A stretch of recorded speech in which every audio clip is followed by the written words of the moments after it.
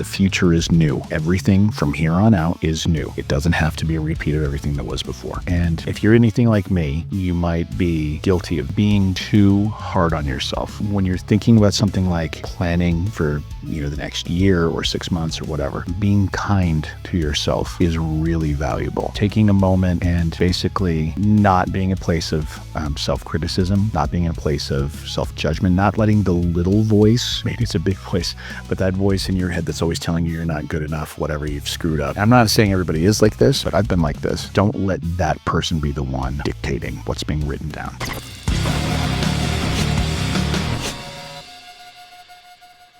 Okay, thought we'd do something different this time. I'm back with Amidei, who you haven't heard since the beginning of the podcast. And I don't even remember what we talked about back then. It has something to do with creativity. So what about time management, productivity, and the like, planning stuff and the like for creatives going into the new year? So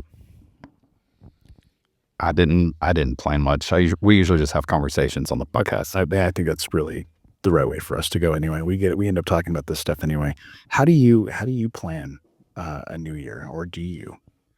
I actually don't usually, because it's in constant flux for me. It's like I plan as I go, and it's more like I don't wait till the new year. I guess the best way I'm trying to say that is, but I do have a lot of thoughts on New Year's resolution stuff, especially seeing a lot of my students having gone through that idea of setting New Year's resolutions and going gung-ho. And in fact, we get the most influx of students in January because now they're going to learn to sing, and then they're gone in February. I've seen a lot of that. And both Nadine, Ender, and I have studied a lot about productivity and goal setting and fear setting and things like that too. So I have a lot of thoughts on the subject, and I think I just run my year a little differently. I don't start at the new year. I start when I get inspired to have plans for a new project. Well, I mean, that's a pretty valuable idea. I mean, so I did New Year's resolutions for a long time, mostly because I'm a weirdo and I love a good planning session. But the thing I started doing recently over the last few years is that I will still have a New Year's, but it's my birthday.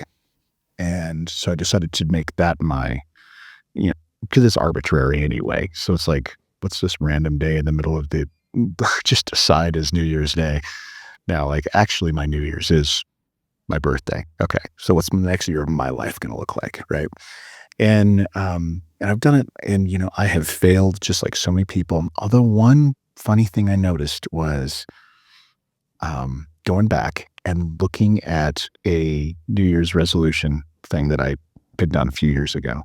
And I realized I had basically accomplished everything I wrote down. And I went, Very cool. that's weird. You know what I mean? It's just kind of like, And so I will say, and maybe it is cognitive bias, because I definitely be aware of when those things come up, because there's so many times where something works and we think it was us, but really it was just kind of coming anyway. And, but I have noticed that when I write things down, things become much more likely. Now, it could just be that those are the things I remember, but writing things down, I think, is the first thing. But I did take some notes because I want to make sure I was giving value to everybody who's watching this or listening to this. And, yeah, we can start whenever you want to, but I've been really just thinking about, I do like planning the year, but I've really changed on how I view that. I don't view it as setting goals, things I have to do. I use the term goals, but I think I see them quite differently than I used to. Hopefully it's useful. But I think one of the main reasons for doing this, and by the way, we are at Tattered Cover, like the largest independent bookstore in the country. The Colfax location in Denver. Yeah. It's beautiful here. It's an old theater that was ran from like just after World War II all the way to 86. Yeah, we're actually in a theater box seat thing right now. There's some theater chairs right behind us. I don't know if you can see it. Yeah, so I got to make sure I do a scan of this so they can edit that in later. But Absolutely. but the besides being in a cool place with Amidei, the the main reason I wanted to do this is one, Michael and I have talked about doing this for years, but two,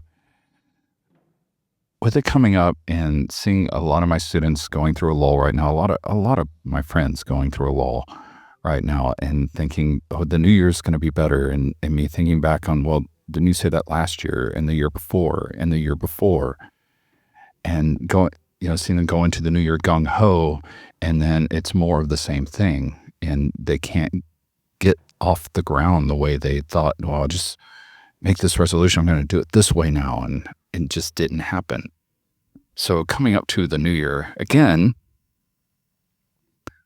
we wanted to talk about that and give you a different perspective on it, a perspective that's not necessarily about the hustle and bustle of trying to become the person you always wanted to be, and having this endless to-do list, and thinking if you can just become the type of person that meditates every day, or the type of person that works out all the time, or the type of person that writes songs, that hasn't ever worked before.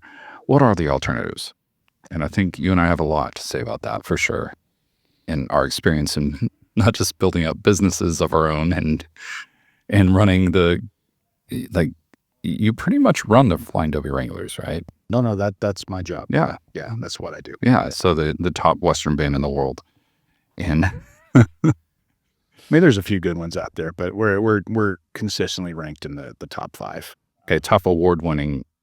That's don't talk yourself down too much, man. No, I mean, I think I think there's a few things that I would want to start out with for talking about this, which is one, something that took me a lot of therapy to figure out. I think you've been better about this than me, is that I always kind of had this view of who I wanted to be, like someone I could make this decision. I could just, force of will, just push through and make something happen. And there's times in life where I've done that. So I think it gives me just enough confidence to think that it's going to be like that every time. But most of the time it's not.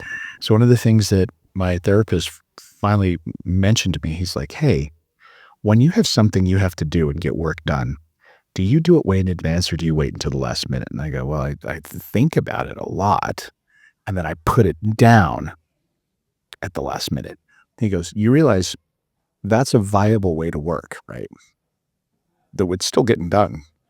And it's probably pretty good. And I'm like, yeah, actually, that's usually when I do my best work, is when I just knock it down, at the very end.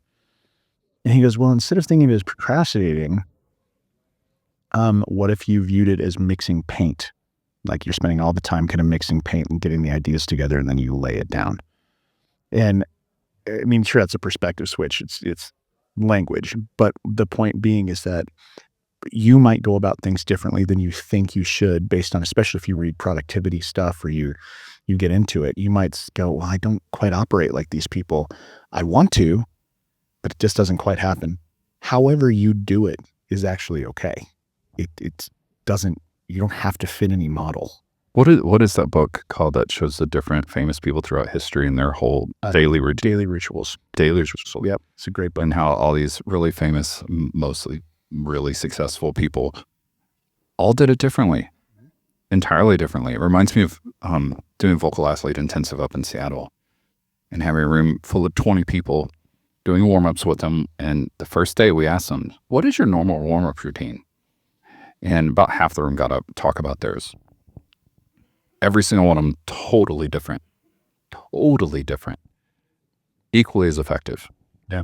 And I think that's one thing that I'm aware of, is that music specifically, we could be talking about any art form, but music very specifically is such an all-encompassing and large art form that it will meet people wherever they are.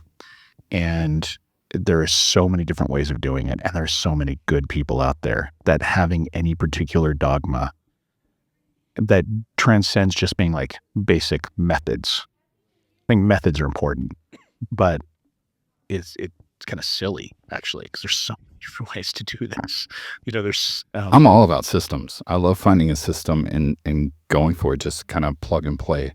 And then the thing I wanted done is done right. for somebody that was successful in doing that. And I've heard a lot of advice on that specifically. Find somebody who's done it before and just do what they did. Yeah, I've done a lot of that too, and it wasn't me. It's like, okay, I'm going to do it. I hate doing this. And I had to spend a lot of time finding somebody with a system that I really resonated with them or with their struggles in that system and with how they went about it. It fit more who I already am and made sense instead of me trying to become something I'm not.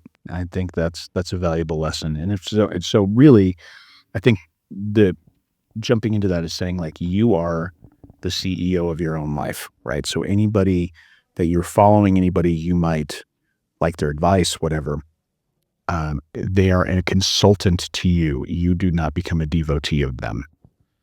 And there's a difference. There's a different psychology to that. You're creating your life, your experience, your capabilities. You're not just a willing disciple to somebody else. I think that's really an important thing. So essentially you're writing your own story, but Yeah. there's a danger in that too that I want to point out in taking pieces from a bunch of different people and trying to, hold it together with duct tape, hoping that it's going to be successful because these different things were successful for different people. It's not quite the same. Yeah. Figuring out what actually works for you is very different than hodgepodging a bunch of stuff together. Right. And then that's also a waste of time, and it's born of hubris and a lot of things. But let's get into this. I have some notes here, and I think this could be big. One other thing I wanted to point out at the top of this, because I think it's really important. And if you're anything like me, you might be guilty of this, which is being too hard on yourself. And I think when you're thinking about something like planning or developing a plan for, the next year or 6 months or whatever, being kind to yourself is really valuable. Taking a moment and basically not being a place of self-criticism, not being in a place of self-judgment, not letting the little voice, maybe it's a big voice, but that voice in your head that's always telling you you're not good enough, whatever, you've screwed up, keeps, I'm not saying everybody is like this, but I've been like this. Don't let that person be the one dictating what's being written down. You know what I mean? Don't let that person be the person dictating. We are our own worst critic, by far. It's like the song I was sharing with you earlier. It's saying the devil is me, but and explaining that critic, the critic beating me up, but then saying he doesn't even see there's another devil in me, and that's the one that I do it my way. Well, I think too, you can.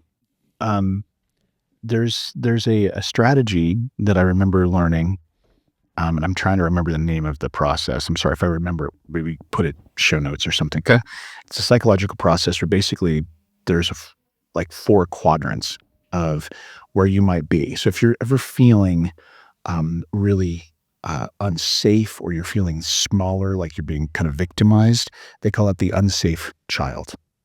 The adult side of that is the critical parent part of your personality, where it's like, you shouldn't do this, you're the worst, blah, blah, blah, blah. On the other side, there's the free child, which is the child who's like got no boundaries, but might stick their finger in a wall socket kind of thing, right? And then there's the trying to remember the name. It's like the parent that is comforting. There's like the coaching parent is positive. And the thing that I learned that was really interesting is when I feel like I'm in the unsafe child thing, where I feel really less than, just in a negative space, what I need the comforting parent, which is almost like a Tony Robbins type part of my personality that like helps pull back out of it. Where if I'm in a critical parent thing where I'm looking around at the world being like, people shouldn't do that and they shouldn't do this and they shouldn't, what I need is a little bit of the free child thing, which is like, or maybe that's okay. Calm down, release. I know we're talking about things that have nothing to do with productivity at this moment, but I think the reason I'm bringing this up is I would plan more from the benevolent, caring parent, not the critical parent. And I wouldn't plan from the unsafe child place. I would go more from the free child place. And they're all valid. None of them are bad that should be cut off. I'm just saying where you're coming into thinking about it, I think it's really valuable to come from that place. And essentially what we're doing is we're talking about how to, because I think AI has made this term pretty ubiquitous. We're trying to figure out how to prompt engineer ourselves to do something efficiently, right?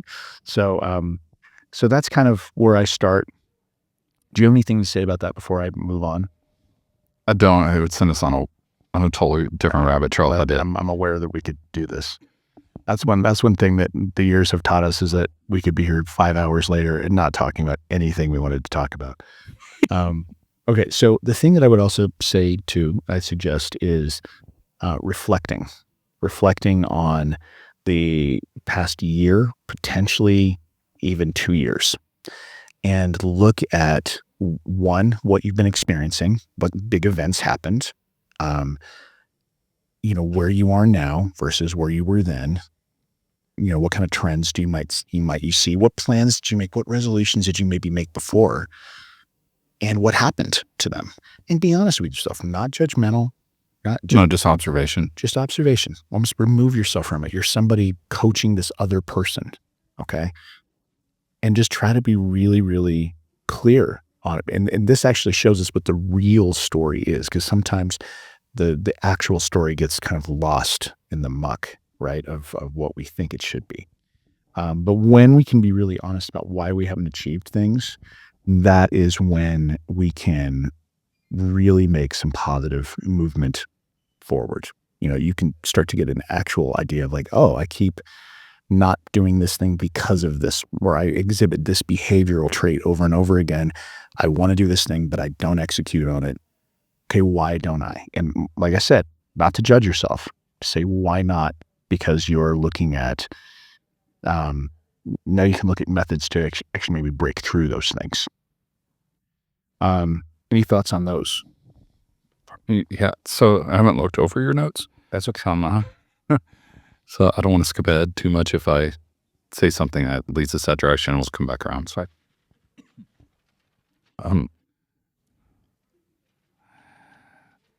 not really. I'm just afraid of going off on rabbit trails here, man. The stuff you have to add is so valuable. Let me ask you just a direct thing, like the role of psychology, of the way you're going about thinking about resolutions, the intentionality with which you come in. I do this with a lot of goals. Like, I want to be healthier, so I'm going to start working out. So I start working out, and then I overdo it, and then I don't work out for a few months because I injure myself. For that, I do looking back and reflecting on why that keeps happening. I had to, because I'm actually way more on top of it now. I had to look at it more as, it's like, man, I'm just overworking myself, and then I get, burn myself out, and then try to stir up the motivation for it again later. That's just a judgment. Looking at it more as, what are my motivations? I want to work out because I want to be in shape. Why? Of course, there's a lot of things you could say to that, but what's really the reason why you want to be in shape? For me, it came down to, I don't want to go on blood pressure medicine. I don't want to go on cholesterol medicine. I don't want to, I want to be able to hold my own as much as I can. Of course, I'll get help where I need it. But if all it takes is me walking 3,000 to 10,000 steps a day, 15 minutes to an hour a day, and that's all it really takes for me to not have to go on statins, okay, that's easy. I can listen to an audiobook. If you could figure out how to do 10,000 steps in 15 minutes, we could create a whole course. That's all said an hour. Okay, 10,000, more like 2 hours. I just love the idea of you taking a bunch of really small, fast steps. understand, like, if the minimum is 3,000 to get the benefits out of it, that's not a long time.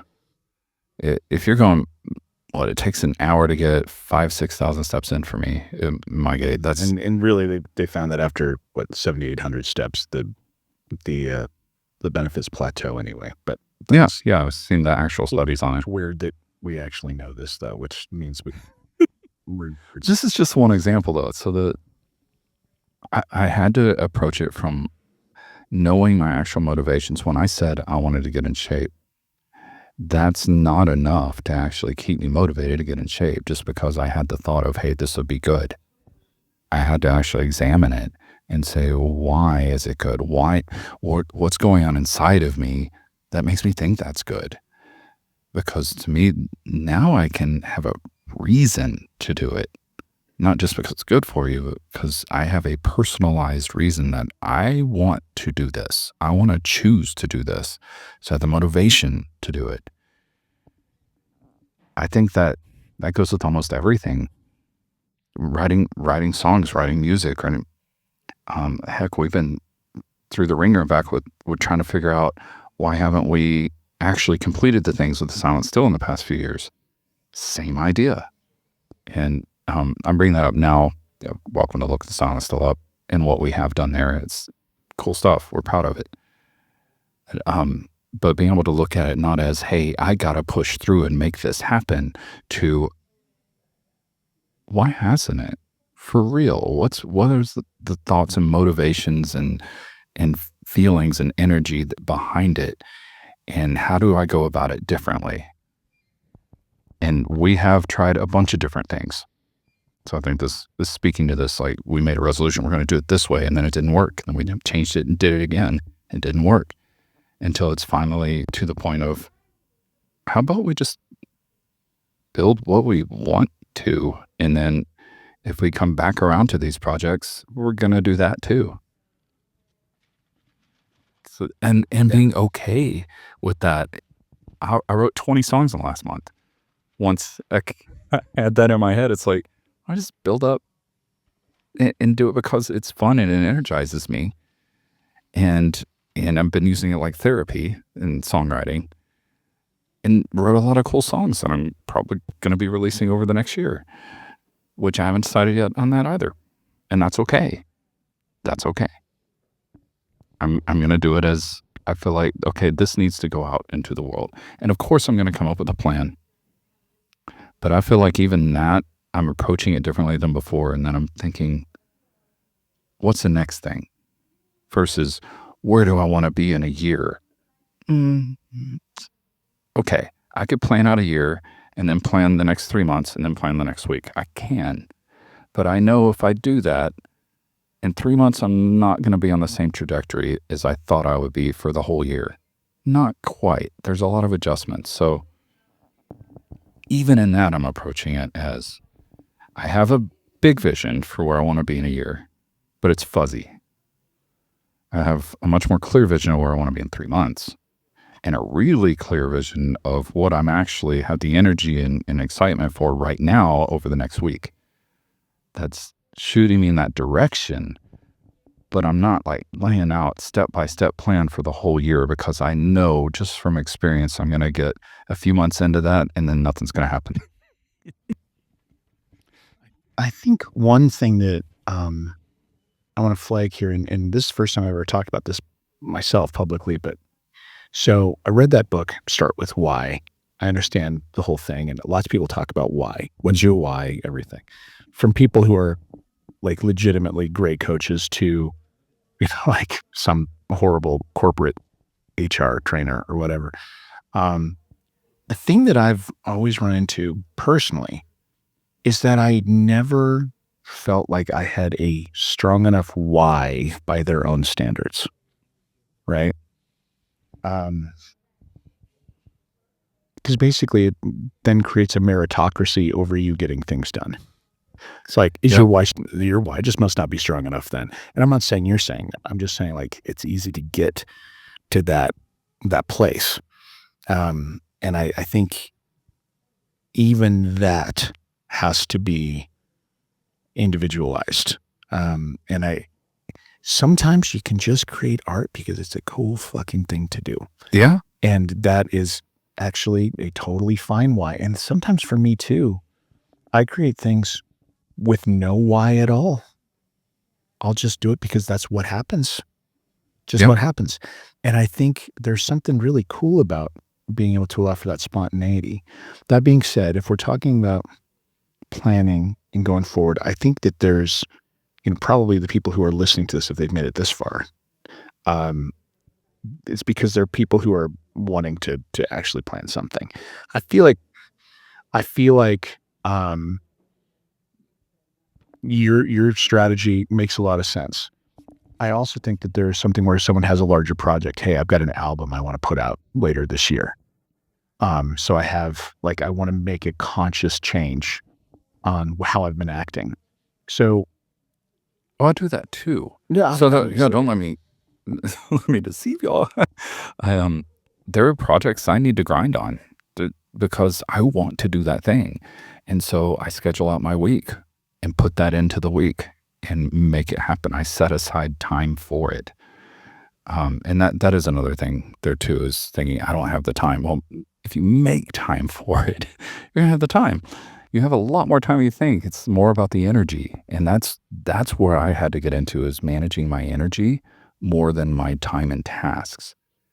And I do schedule it out when I want to get stuff done. I actually really do. But at the same time, I think it's okay to go into it. You're spending 5 minutes on it, just taking those baby steps, trying to get started, seeing where it goes, and you still don't feel motivated. Walk away. It's okay. Or it's okay to say, hey, I have inspiration for this. Do it as soon as you can while you're inspired to do it. It wasn't planned. That's okay too. And I think one of the biggest things I learned in my studies, and that I've seen help a lot of people, is the saying that you are exactly where you need to be to become who you're becoming. No, It's okay. becoming might be horrible. But No, it's yeah, I understand exactly, and I agree with you. I think one thing too, and I apologize for taking a while to get into the nitty-gritty stuff. It's coming, I promise. We Draven and I could go off I about think product. there's just a lot of mindset behind this that I don't want to see people just go into the hustle and bustle and then get burned out and then not actually achieve the things they wanted to. And I think there's a whole lot up front to just be okay with where you're at so that you can grow from there. To be okay on the days you're not motivated, not like you're talking about, not just beat yourself up. And then why would you keep doing it? You're conditioning yourself that it's punishment to do it. So there's a lot of the mindset going into it of, hey, this is going to take 3 to 10 times longer than you actually think it will. And it's You're going to be okay with that. Decide that now, that this is not straightforward. It's going to be messy, like you said. That it's okay that you're not moving at the pace you want to. Be grateful for what you have and move at the pace you can with the energy you have now, because then you're actually going to get stuff done. Real quick, I want to let you know about our Rock Singing Success community. You want a place to discuss this topic further, or other topics, a place where you can improve your voice and your music career with courses and other resources, and even have a community of like-minded singers and rock and metal that are on the same path. Those that support each other, encourage each other along the way. Then join us at school.com/rocksingingsuccess. And that's SKOOL.com/rocksingingsuccess. Totally agree. And I think one thing that I would say as we're going into this planning thing is, you've done this review, you've looked back. I would then consciously wipe the slate clean. Okay. Whatever I've done before, whatever I've experienced before, I'm absolving myself of all of those things that maybe I have felt like I've let myself down on or whatever. Yeah, this is the year. This year it's going to happen. Huh. What if it's not? It's cool. Let it go. It's all right. It's fine. And I think the thing that we're talking about here is we're talking about raising the energy. And I know it sounds a little woo woo, but I think it's very direct. Um, when I think of myself in the highest kind of emotional energy, the place where I'm most likely to be creative and to be able to make things happen and to be proactive and get better, I'm also in the least offended mentality as well. Like somebody does something, I'll be like, much more likely to be like, oh, it's okay. It's all good. Everything's fine. We're good. Move on. You've got to be willing to do that to yourself too. Right. And one thing that I really went after, which is I'm finding out is weirdly not common in the productivity circles, is I started studying sports psychology a lot in like professional athletes. How do they approach psychology? And one of the big things that they do is they train the ability to immediately let go of any negativity from the previous play. So if something happens, it just goes totally the wrong direction. This opponent scores and it seems horrible, but you've got 2 minutes in the game left. Well, do you carry that on your back or do you completely wipe the slate clean and just move on? The moment the next play starts, it's all back. It's, you know what I It mean? reminded me of Oliver Burkeman's Meditations for Mortals. Yeah, he definitely goes into that. He wrote 4,000 Weeks too. That's right. That's right. So like Yep. the idea of you only have 4,000 weeks to live. Most people not even that. Why spend your energy on things you don't enjoy? I mean, And that plays into this too, for sure. yeah. And I think, so let's look at it like that. You wipe the slate clean when you're starting to plan for the year. And I think a few other things I wrote down that I wanted to share is, try not to bring any guilt and no attachment to who you think you should have been or who you should be. Let that relax a little bit. These assumptions, these are things that we easily carry on. Like for instance, how many people do resolutions that they need to lose weight, earn more money, start that business, do that, because they just think that's what you do in New Year's. You don't have to. Yeah. You don't have to lose the weight. You could even set a goal to just not gain weight. I mean, that's actually a very fair goal.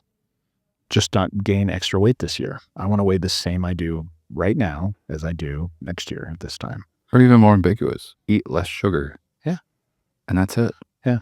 And I mean, the reason we're making it seem, these goals don't sound big and powerful, whatever, but the point is that they're actually very powerful, but you're approaching it in a subtle, sustainable way. Okay, so that's one thing, that no guilt, no attachments in this stage. The second is the future is new. Everything from here on out is new. It doesn't have to be a repeat of everything that was before. You can choose to see things differently. You can choose different actions. Then the last one is change happens faster than we often think. So one thing I noticed, I don't know if you've experienced this, I bet you have, when you're going through a kind of financial downturn and things feel really oppressive and, everything's really bad. Survival mode. Right. And then you suddenly get some money and suddenly everybody's really happy with you, man. Life's just really easy. You're like, wait a second. This changed in like a day or a few days. And suddenly everybody's fine. You're like, wait a second. That reality I was experiencing before wasn't particularly malleable. Just like me having money is not that malleable. Like, or maybe I should say they are malleable. That's what I actually mean to say, is that like the realities aren't that strong, but they feel really strong when That makes a lot more sense. right. Yeah. And so that the things can change so fast.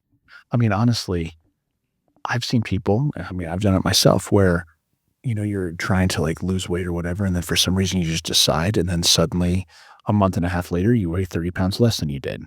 Oh yeah. It didn't take any of the thought, any of the planning. It was just like the moment had come. That was it. It was done. Yep. And it wasn't necessarily done on command either. I didn't even necessarily have a strong why, more than it's just like, oh, I'm going to do it now. I'm just done. It's weird how that works, right? So I think the thing is what we're talking about here is creating a fertile ground where these things are more likely to happen because you're not living in tension, you're not living in the past, you're not living in guilt, right? And you're not living in what I should be doing. Don't should on yourself. Yes, exactly. So one thing I might suggest too, I know you and I talked about this before we get into the physical goals. So this is in goal setting now. I might suggest setting self-care / emotional goals first. Now, emotional goals are kind of a weird idea, but basically the concept is to choose what you want your predominant emotion to be in the next period of time, next year. I know that sounds weird. You're like, well, okay, well, if people just didn't keep pissing me off, I wouldn't be upset all the time. Okay. I mean, we know there's probably people out there think like, if you say that, are like, okay, well, if life did suck, I'd be happier. I get it. Yeah. I get all this. So there's a lot of evidence that the better you feel, the better life gets, not the other way around. And you have a choice in any circumstance to start to feel better. Viktor Frankl is a great example of that, right? Your mind can really be a very powerful thing. So when I say like making a decision about what you want your predominant emotional state to be, it's that you're actually taking control of saying, this is how I want to feel most of the time. Not the whole time, but most of the time. I want to feel more positive. I want to feel more peaceful. Or if you're in a negative mentality most of the time, don't try to go, I'm going to feel positive now. That sounds ridiculous. Just try to shift to neutral for a little bit of the time. And all you need to do is 51% of the time. If you feel like you're negative in a dark spot most of the time, try shifting to just observing and being neutral just a little bit more than 50% of the time. And you'll start to see things getting better as well. I say this because so many of the goals that people set that I've seen and that I've set all come back to how they make you feel. So why not start with how you feel first and actually get real about what am I aiming for? I want to feel good. I want to feel healthy. I want to feel attractive. I want to feel lively. I want my body to feel good. Okay, that's a great place to start.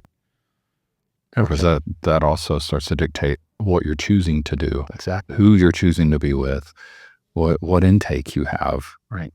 But it's coming from, instead of coming from a you should place, what it's actually doing is getting you to a place where you're starting to feel that way already. If you can engage with that energy, Because you want to. you're going to make different choices. Exactly.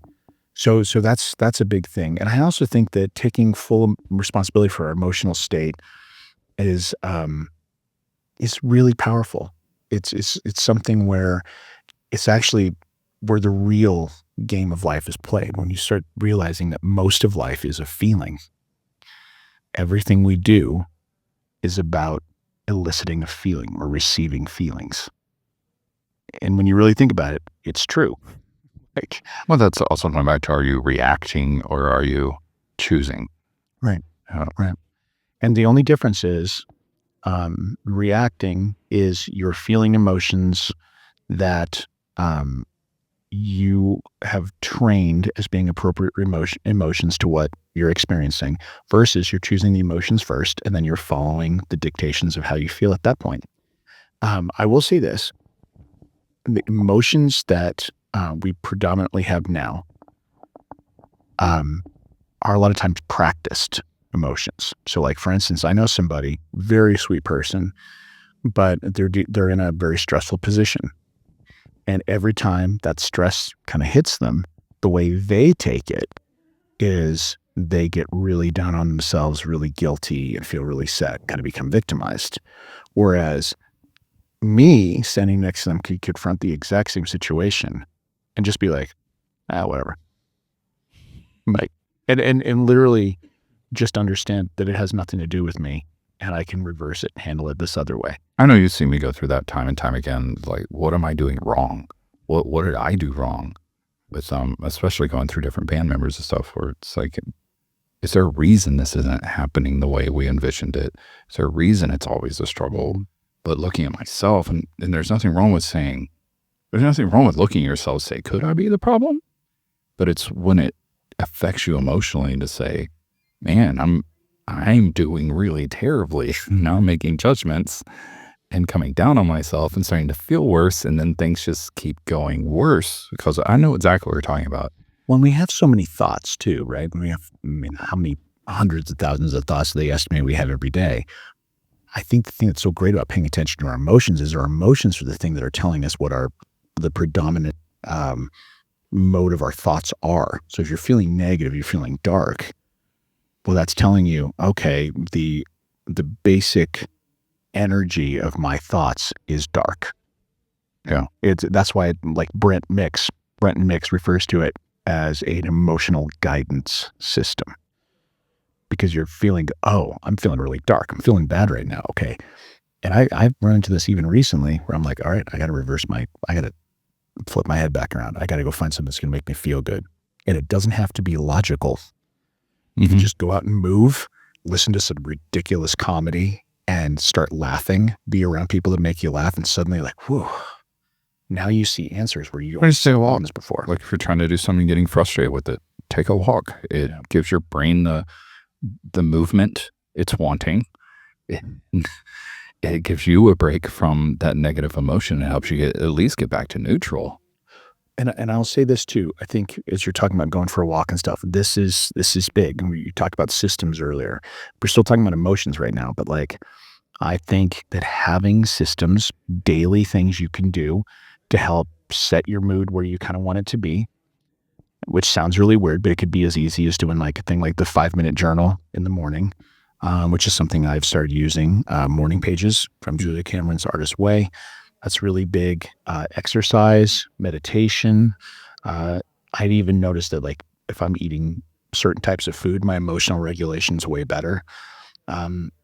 Learning how your emotions work in your body is really big. When you start endeavoring to feel good, I mean, that's just a goal I've had. While I'm not perfect every day, I notice there's some things needed to maintain it. And most of the things that cloud it are just kind of clouds in the sky. That's what something like morning pages is really good about. And you can always look these things up. 5-minute journal, you can find all this stuff. It's very easy to find online. And it's not that it'll work for you either. These aren't anecdotes. These are just different systems we use. Yeah. I think half the time I'll get up and play a game for 30 minutes before I go about my day, before I finally feel awake enough to go do something else. Well, I get up. Sometimes 2 hours. And then I'm like, oh, maybe I should listen to an audiobook while I do this. But then again, I'm shooting on myself. So it's more, I think that's the difference that I expected. I'd talk to you about. I expected to come up in this too, is we approach them wildly differently, similar mindsets towards it. But I have a completely different routine than you do. It's true. But we do have similar mindsets. Like for instance, I resisted doing the morning pages for a while. It was like, okay, sure, I'll sit down and do whatever. But I noticed that when I'm getting ready to launch a show, for instance, I have this, recently had this run of Christmas shows we played to. It's 16,000 people in 20 days, not even 20 days, 18. That's so insane. That's awesome. And the thing is that there was a lot of stress around the show. We were playing with an orchestra. I was trying to get the orchestra contracted appropriately and trying to get things cut. And then they have the producer who doesn't like everything that's being said between songs. So I have to rewrite everything the day before we open. And, all this stuff. And it's easy to feel stressed. And I was feeling it. And I started using morning pages. And I've used it for a while before that, but this is just an example. And I was just letting it all out. Sometimes it'd be 7 pages of and it was kind of just junk. It's just how I'm feeling. And I'd feel way better. And I just kept doing that and kept doing that. And then it got to the point where I would open the document and just not have anything to say. It's just I guess I'm fine. Okay. But what I did was I gave a vent. All right. That's what that's about. The 5-minute journal is cool because I think the biggest thing that it does is it asks, what are 3 things you're grateful for? And then what are 3 things that would make today amazing? And those are great things to think about. Mhm. One thing that I always find, because I do this in the morning, and I try to be, I'll think of like things I'm grateful for, like that are a little bit larger, but at least one of them, I try to make something that is physical in front of me right now. And a lot of times I find that my response is like, one of the things I'm grateful for is cold water and hot coffee. Yeah. It's just a very simple thing that's pleasure right in that moment. And it kind of centers you where you are. And then what would it take to make today amazing? Well, it's just basically setting, hey, these are my intentions for the stuff I'm doing today. So it's actually very similar to what I'm doing. I'm just not writing it down. Yeah. As Yeah. I'll get up. I do check. I'm one of those people that check their emails first thing. Check my email, check messages. But what I got to now is when there are things there, I'm like, okay, I'll get to that later. Because there are things, now I know there are things I want to respond to. Not right now. And nothing's urgent. I'm good. And then I'll go make my coffee, made a ritual out of it. I grind the beans, I clean the grinder, and I go through this whole process. It takes me half an hour from beginning to end before then I'm ready for my day. And that whole time I'm thinking exactly that, what would be the thing I want to do today that I'd feel good about? If that's what I did, I'm good. So it's a very similar process. And even like, so like, for instance, the closing night we just had recently, day before, or the 23rd, December 23rd, is our closing night. And so what I put down that morning was, for my intentions was, I wanted to have 2 fantastic shows. We did 2 shows that day. I wanted to have 2 great shows. I wanted to make a real point of connecting with my band and with the orchestra and celebrating the end of the run. I wanted to make sure everybody knew how much they were appreciated, and then I also wanted to connect with the producers and all of them. And I wanted to acknowledge that we just finished this huge season, this huge run, all of those variables, everything we had to do to make it work. I wanted to acknowledge that time with them also. And, those are kind of larger level things, but those are important things that I wanted to make sure were on my mind. And I'm very thankful that I had purposefully focused myself in those 3 areas, because that was what winning that day would look like, So to me, that helps to refocus myself. So love that it's day to day. It's not like you set out for the entire season. I know you do that too, but to be able to sit with that day and say, okay, what does the day look like?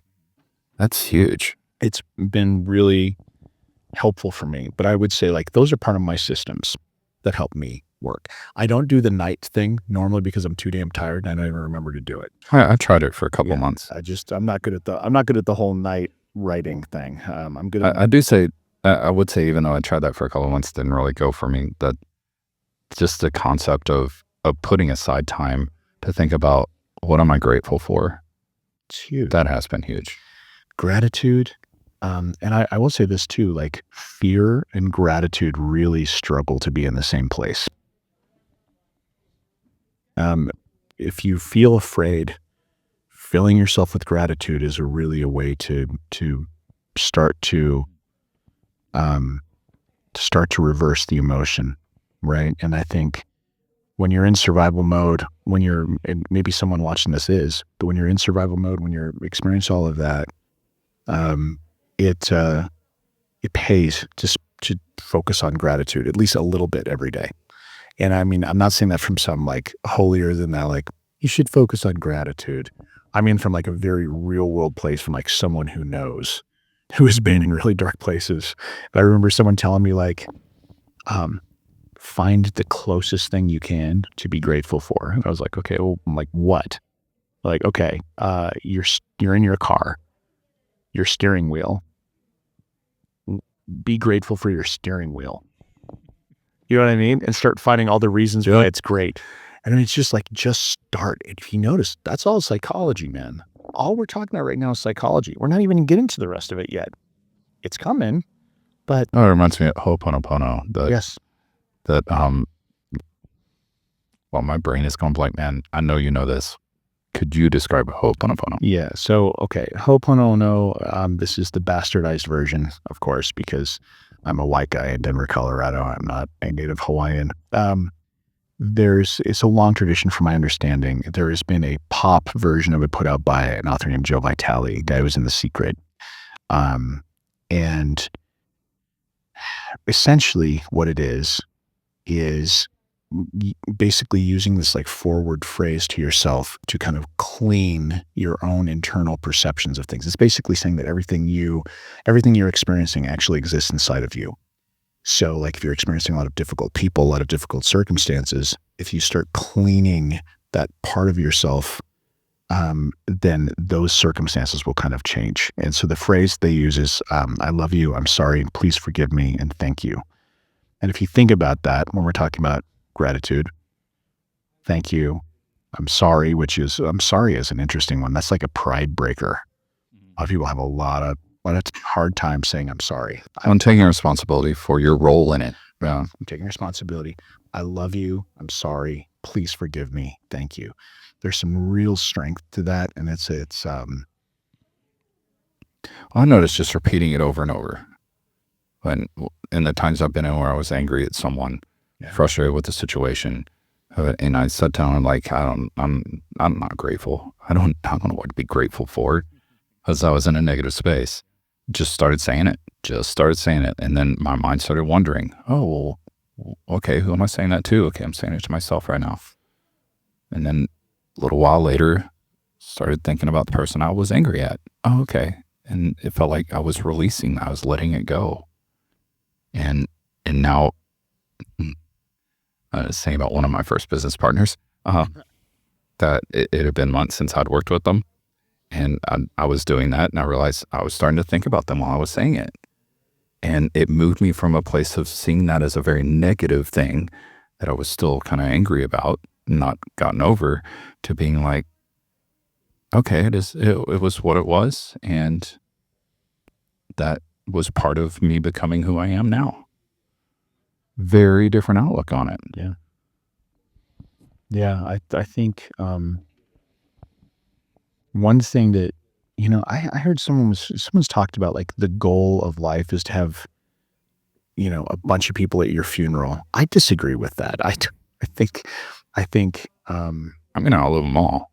No, I'm just, that's actually, I will be the only one at the last of their funerals. No, I think, on a surface level, you could say, yeah, that means that like you just did things for the most people, whatever. I think maybe let's think about it like this. What if you don't worry about your funeral? You're probably not going to be there. But if what if you just focus on being the most authentic version of yourself? And one thing that I've really thought about, I might have mentioned this to you before. A few years ago, I made this commitment. I was like, I want to be the person that the youngest, most innocent version of me could be proud of. Not that that person is my career counselor, as like Christian Henson talks about, like, don't let your inner 15-year-old be your career counselor, like forever. I have to only do this thing I want to do when I was 13. But like, I just wanted to be the kind of person who lived with a set of values that meant something to me. I wanted to remember the passion and the sense of the world I had as a child. I think the younger me had a lot of stuff figured out. And then the world got in a little bit. And the more I find that I exhibit the values of who I was, but in a mature way, that I'm more and more the person that I wanted to be. And I can be proud of it. Not egotistical, but proud of it. I can say, I think I'm okay. I think I'm there's people way better than me for sure. But my intentions are pure and they're good. And that's because I'm coming from a place of gratitude and care. yeah, you mentioned the funeral thing too. It made me think of, so I've actually said in this, how we all want to leave some sort of legacy, something. And I had that hammered into me for a while.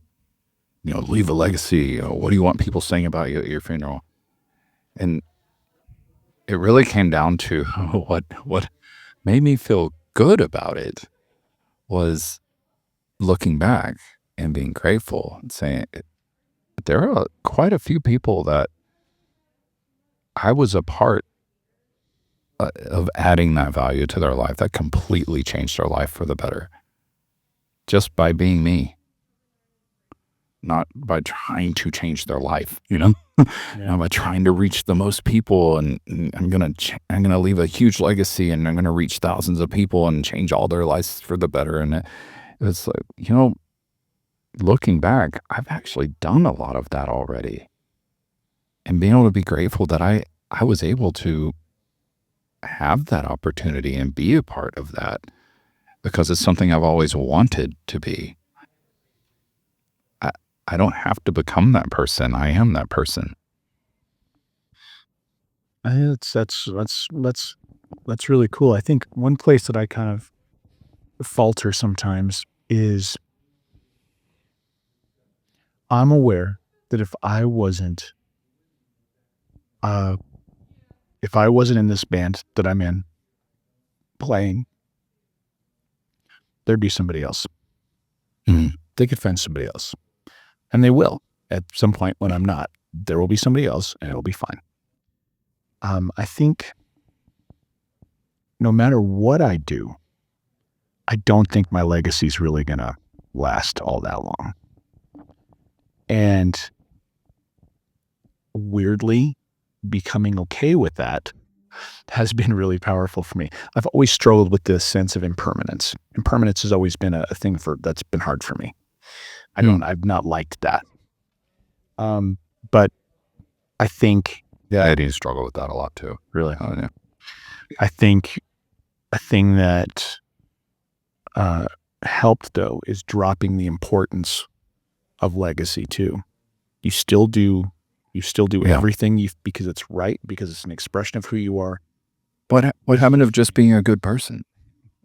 Well, but also you even do that, it comes back to you. And maybe it doesn't come back to you from that place, the same person. But it's like when you become somebody who can walk in integrity and walk in, and I mean integrity with yourself, and you can walk with a sense of purpose and you have a set of moral values, um, that follows you. It's like it's an energy that travels with you, and it's right. And I think there's something really meaningful about that. And I think there's also something that comes with starting to honestly live into it, to where you can actually start to say something more along the lines of, no, I I back up my word. When I say something, my word quote is law, right? And I think that has more to do with integrity with yourself. And a lot of forgiveness and non-judgment of yourself too, Absolutely. because It's all very necessary. that doesn't always happen the way you want it to. No, because if you let that critical voice tell you everything you've done wrong, then why would you ever consider that you're worthy to walk in that kind of integrity with yourself? Why would you be able to do that? I mean, no, you're just fooling everybody. Or maybe just relax and start remembering who you really are. I think has so much to do with this. I mean, let's I know we keep coming back to it, and that's well, I think I'm looking at our time, so I'm well, going the to make sure we're previous podcast I did with Drew, I'm talking about recording and that whole process.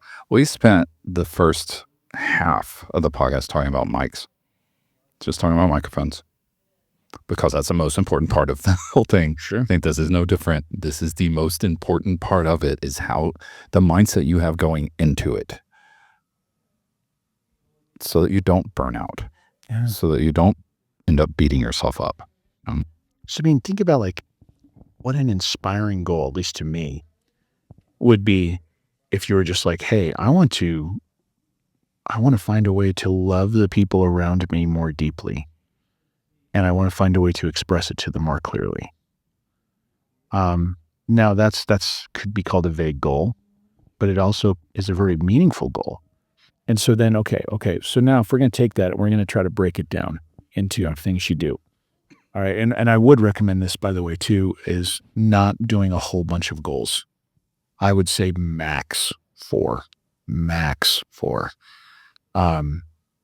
Now you can subdivide, but like I would think doing something in a career, doing something with your relationships doesn't just mean romantic, it's relationships in general, something physical and something spiritual. I mean, if you're going to do a guidepost, those would be the three. It doesn't have to be that, but too many goals confuses the issue. But I would make sure that they're real for you. They're genuine. Like for instance, for me, year before last, I realized I had been vegan for a couple years before, and I just felt like I had gotten really weak. And I was also at the age where men start losing on more of their muscle mass, right? And like worry, it's only going to get worse. So one of the things I decided to do was I'm going to go get a weightlifting coach, and I'm going to start lifting weights twice a week. And yeah, it cost money. I had to put money down. It still cost me money. But the thing is I knew that they were going to be there, and I knew that I had an appointment with them, so I knew I was going to show up. And then I just did what they said, and my strength increased a ton. I feel so much better, and this is still what we're at a year and a half in almost, and I'm still going every, twice a week to lift weights with these guys, and I'm doing heavy lifting. Well, that's a change that's stuck. I think you'd say that that's a thing that's stuck. And I did that for my birthday year before last. That was my New Year's, right? The thing is I found a coach, and I found a minimum effective dose to make a change, right? And so I think this is a thing I want to talk about here too, is you make these larger goals, however you want to do them, but then I would recommend finding two things: the minimum effective dose, something that'll just get you started, because obviously lifting weights isn't the whole thing. Low-hanging fruit. Fruit. And then how are you going to stay, consistent? And for me, I really wish this wasn't true, but I am consistent when I pay for it, and I have somebody waiting for me. When I have somebody waiting for me is the big one. So sometimes you can't afford that. So you get creative, right? You find accountability friends, or even a friend that you can just like send a picture to. Hey, I'm here again. You know what I mean? And then maybe add some consequences with you not doing it. I mean, that I've done some insane consequence setting in the past. I did a thing at one point where I had some friends who I gave money to, and I basically said, if I don't text you like a picture from inside the gym and of these meals, if I fail 3 times, I want you to donate money to the KKK in my name, which did not happen, thank God, because I would rather would have died than that happen.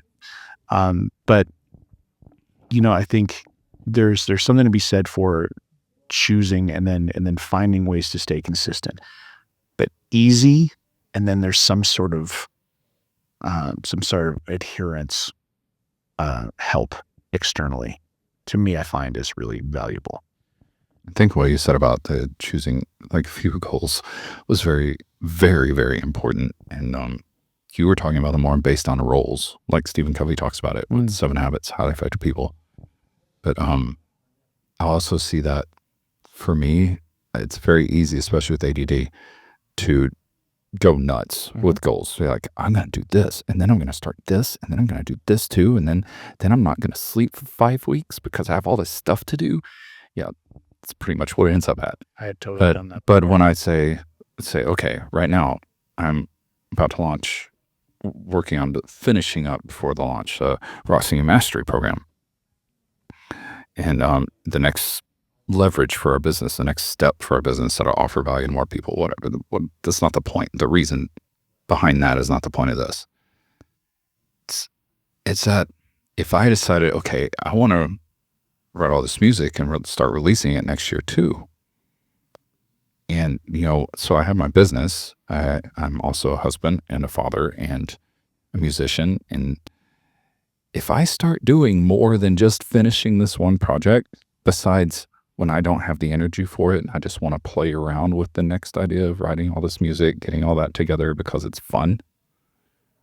if I was taking that seriously too right now, of, okay, I'm going to release this music, then Rock Singing Mastery wouldn't launch. I guarantee it, but just from experience. And that if I don't focus on the one thing, and it may be different for some of you, but if I don't focus on that one thing, get it done, and the other stuff is just for fun and that's it, then that one thing I'm actually trying to get done won't get done.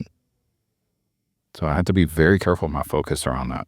I think that's the problem a lot of people have, especially creative people. And so I'm assuming a lot of people who listen to this might fall into this.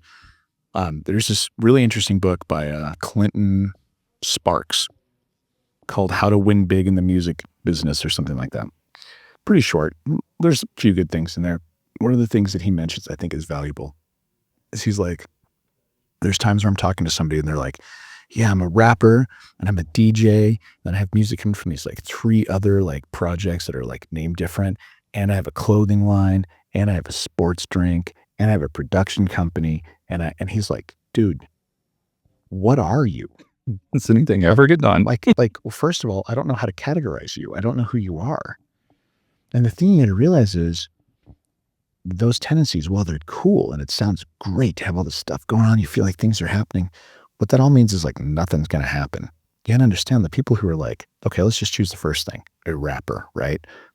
Okay, do you realize what it takes for a rapper or an artist to actually be successful?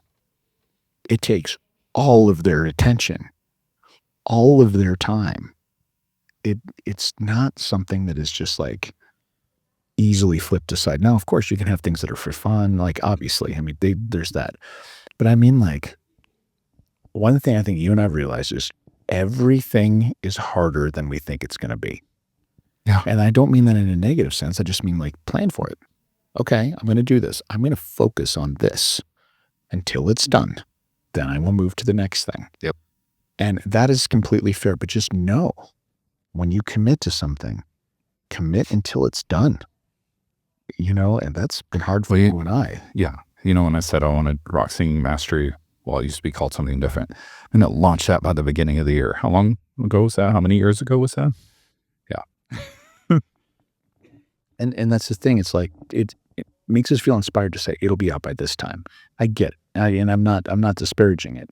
What I'm saying is like, we can learn a lot. Sports psychology, one thing I learned a lot. Okay. So a guy like Tom Brady, for those of you who don't know, considered one of the greatest football quarterbacks of all time, recently retired, won a whole bunch of Super Bowls and everything. I study how those guys work. And what I see is people who take a simple job, quote, being a quarterback, and get so good at every aspect of it that it's an art. And it takes them years to get that good, but they dig in. And it turns out it really is about the work. It's pretty amazing. And so for what I'm referring to is like, instead of having a billion goals, which I'm super guilty of. Oh yeah, me too. Big time. Finding, 4 max and then just committing. Hey, I'm going to commit like Tom Brady commits to football training. I'm going to commit to making this thing happen. Or maybe it's not that intense. Maybe it's, hey, I'm going to go lift weights twice a week. I have somebody who's going to meet me this time every week, and we're going to go lift weights together. Or, hey, I've got a trainer or whatever. Find some way to make it repeatable, consistent, and easy, and then you can build on top of it, right? Yeah. So it depends on, you've got to kind of choose ahead of time what you're going to do. But I will say, less goals allow you to focus more and also make you more likely to stick, especially if you're in this part of. That also means saying no a lot. Oh yeah. Yeah. By turning down a lot of things. Mm-hmm. That's true. It's true. And, yeah, I think, I will say this though, just to close out this little part of the conversation. Self-discipline in most people is a very weak strategy. It's the one we try the most, but self-discipline does not tend to get the job done as cleanly as we would hope, right? For a lot of us, fortunately, it's about hiring the coach. It's about hiring or having an accountability partner or something like that. I wish I wasn't that way. Turns out I am, but now I know that about myself. And instead of me beating myself up or taking forever and wondering why I'm not following through, now I just go, oh, no, I need a coach. Boom, done. Yeah. And weirdly, that's coincided with me being healthier, making more money, it's like, oh, I can afford the coaches now. Kind of weird. So it's, I have noticed that. By the way, also side note, if you can't afford it, therapy is a really good thing. Therapy does help with a good therapist. Again, finding the one that works for you. Oh yeah. And that's a big thing. Okay. So one thing I want to get into here, cause I'm looking at our time, we've been going for a while. So I do plan out my year, but I do it in a different way. So I have kind of a yearly vision of what I want the year to be like, and it starts with the emotional side. And then it goes with like, okay, well, what are the other big things that I want to see, happen this next year? And then I make that a quarterly benchmark. Like, are things on the right track? Just are they on the right track? And then monthly kind of goals, weekly objectives, and then daily tasks, right? And the reason I do that is I'm also on a bit of a timeline with my work. I know when this particular show is going to be launched. Like, I can tell you the day of opening night for all three of my seasons, or all three of the shows I have to put together this year. I know that ahead of time. So, there's a lot of moving pieces. So for me, having those dates and having these objectives really makes sense. And so when I say something like a quarterly benchmark, I'm like, okay, well, we're supposed to be in the studio recording an album. How's that album going? Are we close to being done in time? So like, we're gonna release 3 new albums at the beginning of the summer, which is great. We've already recorded. We've already recorded 2 of them. Okay.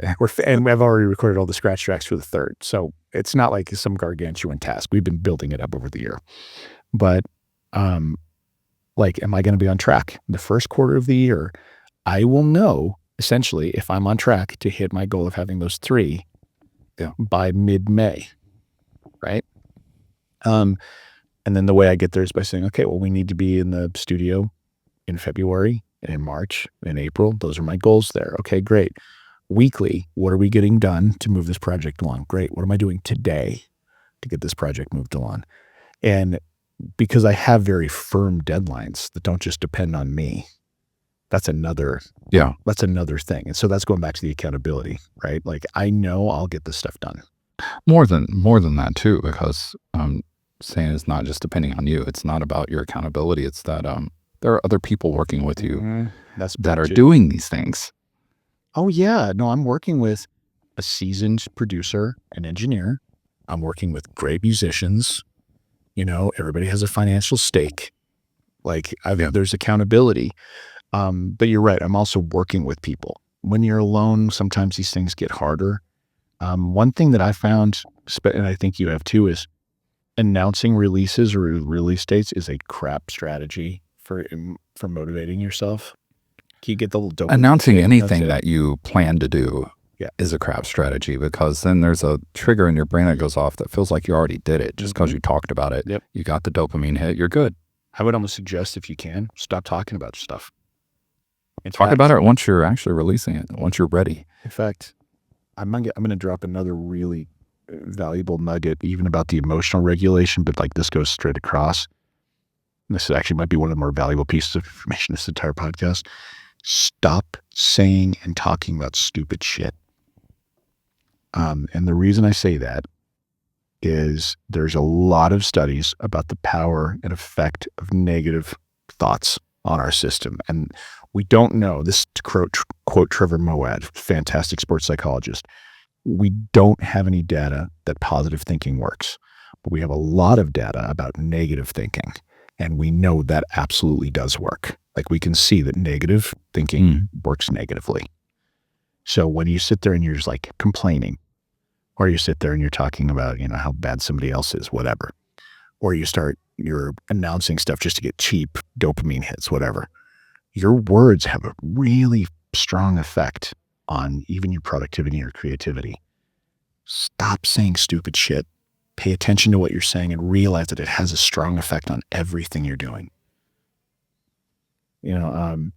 So anyway, that's how I break things down. And I do it with, like, I know that on this certain date, whether my show is done or not, I'm going to have 800 people sitting out there waiting to see the show. Yep. What am I going to do? But again, say it's not like every time it's going to be perfect. No, I know it's not. I know it's going to be messy. Hmm. There might be 800 people out there and you aren't completely ready. So you have to know how to wing it on certain things. So Daily Rituals is a good book, the one you mentioned too. There's another really good one called Leadership by General Stanley McChrystal, who is definitely a flawed guy too. If you don't know about him, look up Stanley McChrystal in Rolling Stone. That's an interesting story. But what he did was he created an updated version of Lives by Plutarch. And that book had talked about well-known people from from Plutarch's time, Roman officials and things like that, and gave kind of their story and both the good and the bad of how they were. Well, this updated version takes people like Walt Disney, Coco Chanel, whatever, great leaders, and then does that same thing. Talks about the things they did great and the things that they weren't good at, or like how rough they were to work for, or whatever. And the reason I found that to be so valuable was that it showed me that leadership is messy. It's not this clean, perfect thing, right? Some of these people who made some of the most incredible advancements were not perfect people. And all that did was just give permission to just like not wait until you're perfect to start doing the work. Right. Yeah. And I found that to be a really valuable audiobook or something, just book to listen to at some point. So this is very pertinent to rock singing success. This is really mostly about singers overall. And they're usually the leader of the band. Not every time, but the leadership definitely plays into it. And even if you're solo and you're trying to get something done, the people that you're coordinating together to get that done, from your recording engineer, mixing engineer, to any marketing you're doing, and these other people involved, you are the leader of that project. Yep. So it's very relevant. Yep. And that's the thing. I think hopefully this message is kind of coming across here too, where we're talking about planning things. The biggest theme here is that it's you. You're responsible. It's not other people. Your emotional state is not dependent on other people. Your emotional state is not because of, life gave you a crap hand. Like, hey, by the way, I know things happen. I'm not discounting horrible things that happen. What I am saying is that you own your own ability to respond. Yeah. And you own your own ability to deal with it in different ways. And I do have experience in some of those things in life, but we won't go into that here. But I do want to recognize that people go through some rough stuff. I'm not trying to make it your fault. What I'm saying is how you respond is your responsibility. And hopefully that things that would just to actually give an example there too. It made me think of this as, I think going back to the silence still. So pull off an incredible show. Our drummer disappeared with a girl, and then finally get him back, and the lead of our acrobat troupe was in a terrible accident and passed away. Then finally get things moving again. Our drummer disappeared with another girl. Things happen that we personally did not have control over that. So yeah, it does happen. Mm-hmm. And you have to know how you're going to, well, I'm not saying you have to know, you have to reflect and know how you want to respond to that. I think resourcefully responding is, I've noticed my view of dealing with struggles has changed, as opposed to being like, oh, okay, I'm confronted with this thing I have to like face and work with and whatever, right? I don't look at it that way anymore. Now it's like, I feel like I have a mission, I have a goal, I have who I am as a person, I have my skill set, and I'm running full tilt at this goal. And these obstacles come up, and literally instead of facing them, I'm just like knocking to the side. I feel like I'm just running through. It's like the football player who's just like Like, I'm not even getting distracted. I'm not even looking at them. I'm just move along, get out of the way. And it's not because of me being it's I mean, sure, I'm better and more resilient in some ways, but I think what that actually denotes maybe is more focus, Mm. right? And Well, that reminds me of something else. Dr. Claire Weeks, who was like top of her field in studying anxiety, of she something I use with a lot of my students too. One thing she said that just stuck with me like none other is it's all practice. So when you feel defeated, you feel frustrated, you don't feel like you can just charge forward like you're talking about, Michael. Like when you then remember that it's all practice. It's okay. It's okay that you got knocked down by one of those things. It's just practice. you just keep moving. I mean, that's the whole point is, um, I mean, we're at a funny part in our lives where we can sit there and we know about plenty of times we got knocked down. Oh yeah. I can name 3 in the past year. Right. Right. But the thing is that the fact we're still here, we're still doing it. The fact we're still doing music, which is funny. I mean, I remember sitting there thinking, I was telling someone the other day, I was like, and it's so funny that when I was 15 years old, I was going to rehearsal for bands. Yeah. To play a show. And now I'm going to be 45 this year, and I still go to rehearsal to get ready to play shows. I started when I was 15 too. I've got 5 years on you on it. So, Well, I mean, I was but doing same thing. but Same thing. yeah. Yeah. And I think it's, I mean, and I go back way, as you do. Yeah. But it's the point being is I know so many people who I grew up with playing music. A few of them still do it. A bunch of them move to other things, which is fine, by the way. It's fine to not make music your full-time living. In fact, as someone who does make music my full-time living, and maybe this is counter to what you talk about in this, so I apologize. I don't think that everybody should do music for a living. I personally think that it's actually not a bad idea to have a job that pays for stuff so you can do what you want with your music. That you're not, because I mean, for me to do it for a living, I have to work with a bunch of people. I have to work politics. I have to understand how to get songs pushed through. I have to figure out. It's not for everybody. It's a lot. And there's something to be said for turning your hobby into what makes you money too. And I saw Nadine go through that with indie graphic design. Nadine's an incredible artist. She will never admit it, but she is a phenomenal artist. And she just said, hey, we can make money from this too. So started doing album covers and stuff for a lot of bands, started doing a lot of artwork for musicians. And within the year, even though she was hiring other people to help her, within a year, she hated it. And she didn't even touch art for a while after that. And of course, we let that business go, thankfully. Because Yeah, I would say this though too. It's like art made that's not your main source of income has a chance of being pure and has a chance of being more authentic to you, right? Because you don't have to push these things through. There is nothing saying that art has to be your income or else it's not valid. It is very valid. In fact, I would say this in this day and age, having money to hire producers, hire a good engineer, hire good collaborators, and have, like, if you don't have a drummer in your band, great. Hire one of the world's best session drummers for like a couple $100 a song to do it. I needed an Uilleann pipe for a song. So I hired the guy who played the Uilleann pipe on everything that made me love Uilleann pipe. He still records and he does it remotely, and it cost me $200. Like, like, it's ridiculous. And so the thing is like, if you wanted to create art and you're working some day job, okay, great. But work on it at night, work on it on the weekends. It's fine. And it could be your art, your gift to the world. It doesn't have to be your income. Now, there are strategies to make it your income. And yeah, you might want to have things where more people see your art. There are strategies to that too. So we're not negating any of that. But just, I guess this comes with loosening your own expectations of yourself. we got a little bit off on a tangent there, but I think it was valuable. I think the We last keep coming back around to the first half of what we talked about.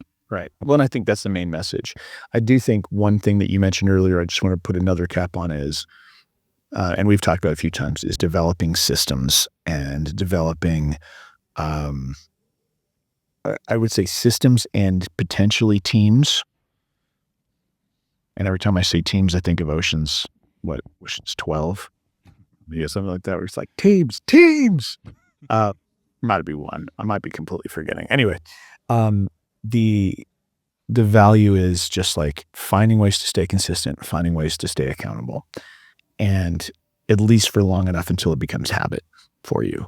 But for me, having someone waiting for me to go lift weights is still the thing that gets me there. I think there's been plenty of mornings where I get up and I'm like, there's no way. There's no way I would be going if it was just me. I would find a way to stay home.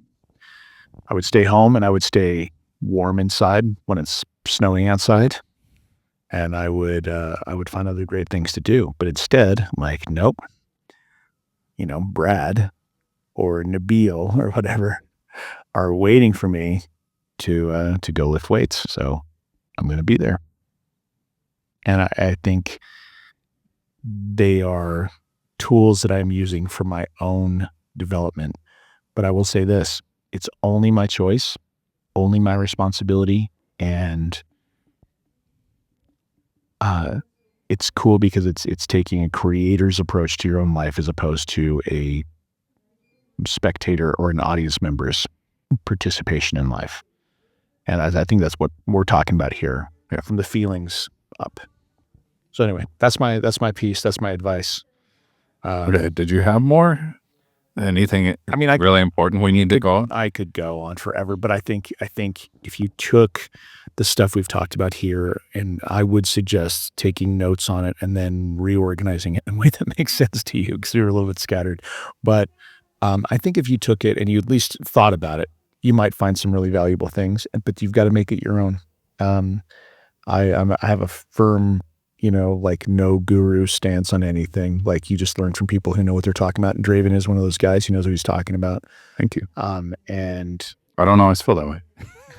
No, nobody does, man. But I would say take what works for you and just disregard the rest because you don't have to fit anybody's mold of anything. You just got to find what works for you. That's it. Yep. And that takes a lot of reflection without judgment. Bring it back full circle. It takes a lot of that to know what actually works for you. And don't be afraid to let things go when they're not working. We talked about that with each other earlier, that he and I both do that. Hold on to things a little too long, especially when it involves other people. It's okay to let it go when it's not working. Adapt. Keep moving forward. Well, good conversation, man. Thank you. Thank you for being part of this. Thanks for having me. Thanks for listening. Now remember, if you want a place to discuss this topic further and other topics too, a place where you can improve both your voice and your music career with courses and other cool resources, unlockable resources even, and a community of other rock and metal singers on the same path.